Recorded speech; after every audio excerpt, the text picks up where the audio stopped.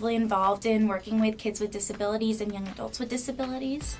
I started out my volunteer work working for a volunteer organization called the Friendship Journey, which his main goal is to create friendships between neurotypical and neurodiverse populations.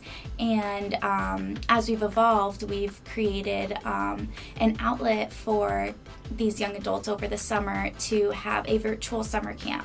So I have worked as the camp manager for that summer camp for 3 years. I've worked on research targeted at working with children and young adults with developmental disabilities.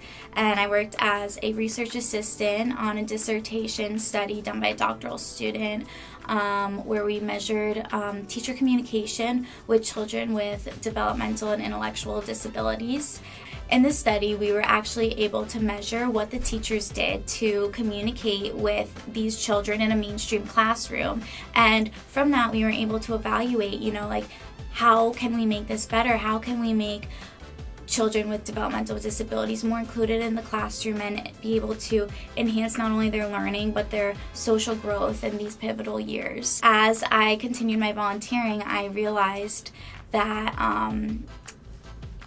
verbal communication or just communication in general, is such a luxury that we all take for granted. And if I am able to not only help people with minor communication difficulties, but also give people that voice that they need, give people that ability to communicate with others and create connections, that is so powerful and such an important part of our everyday lives that we all sometimes take for granted. So through my volunteering, it has completely inspired me to become a speech-language pathologist, specifically specializing in augmentative and alternative communication and working with people with developmental disabilities.